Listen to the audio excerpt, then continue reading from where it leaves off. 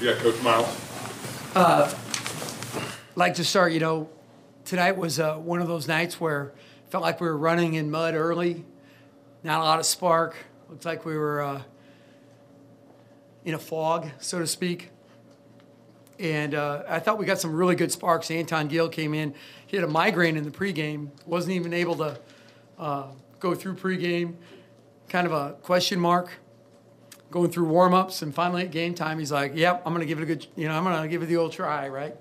And you look at 21 points later, and you're like, "Oh, that worked out pretty good." So we needed him, and I think there were some guys that weren't at their best tonight, and we kept telling our players that, hey, now this team has the similar offensive numbers as like the Michigan States, Creighton's, Kansas. They just don't look like it, And one of our guys says afterwards to Coach Molinari, I didn't think they were like that. Yeah, they are like that. So I really like Coach Henson's team, and you can tell that's his first full recruiting class with those two young guys, Jackson and Wallace. And I think good things are going to come from them in the future. With that, any questions? You guys were tied with just over 4 minutes left to go in the game. What was the difference between the way the team responded this time compared to the 3 previous times you were in that situation? As I recall, I think they came out of a timeout in a zone, and we had a zone play drawn up, and we hit Isaac, who was not having a very good night at all. Isaac kicks it opposite. Anton hits a 3. Then we stalled out the next possession, but kept the ball moving. Anton gets fouled on a 3, something like that. And in the meantime, we'd got to stop. We'd contested a shot, and they took a deep 3 that didn't go in, but we contested it better on a switch. And I think we had a couple block shots, too, around the rim with Roby. And so just a couple defensive stops, and we were able to score, and I think that just relaxed us a little bit. Did you sense any panic on your guys' part in the second half as they were kind of making contested threes? I think we were frustrated, and they run some good stuff that kind of, I don't want to say it was confusing, but if you overthink it, you're all of a sudden it's paralysis by analysis. And so they got some quick layups and some quick scores.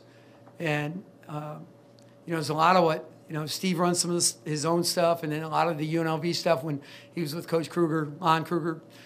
So we've seen it before, and it's tough to guard. How much of what they were able to do offensively was what they were doing as opposed to maybe your defense? Well, they do an excellent job on offense, and our defense wasn't good enough. So, they just went one-on-one ISO and made some big shots too. So, you have to credit them on that. They're not going to beat us just going one-on-one all night. I hope. I didn't say the I hope part, but I'm like, just hang in there and stay tough on the ball, right? And then everybody's got to rebound.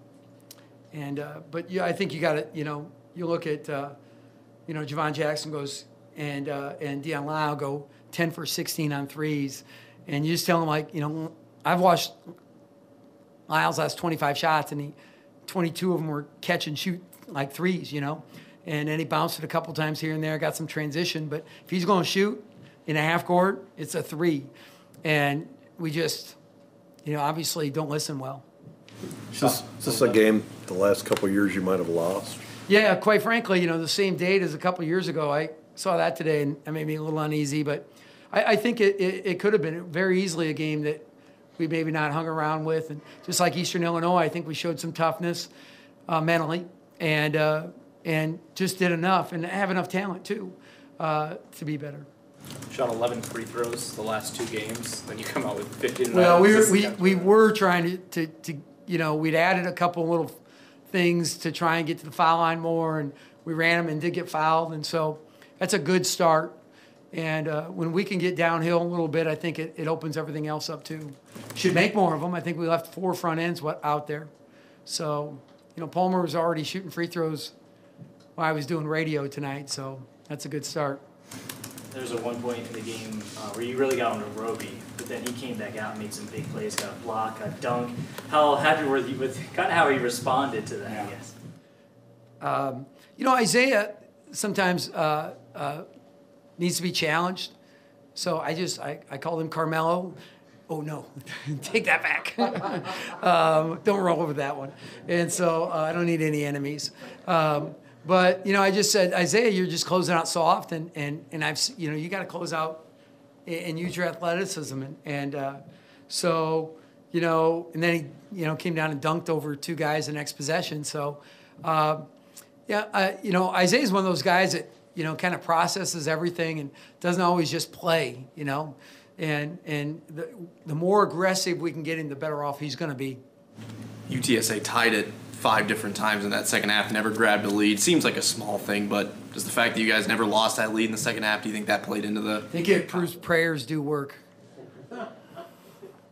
Yeah, I think it means it was important.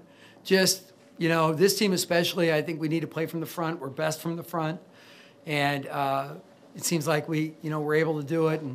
And you know, last year's team was a little different. Like, they were okay down 5 or 7. It was like they could grind it out and make a run. But, you know, when you get another injury here or there, then you can't. It's not okay. So this group was a good win.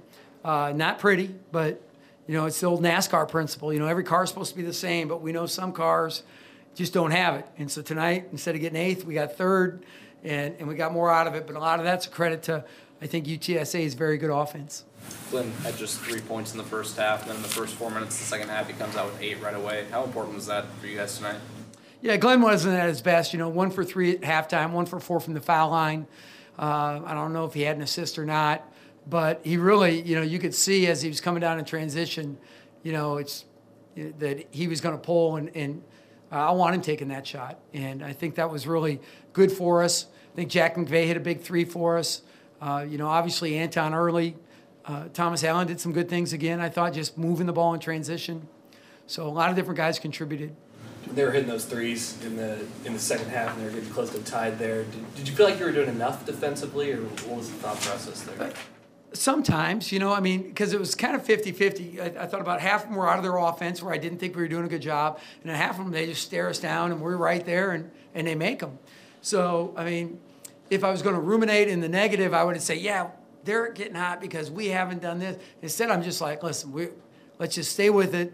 Let's do a better job guarding the ball. Let's hang with it and try to stay with the guys a little more instead of, you know, flipping out on them, which I felt like doing, but I didn't very often.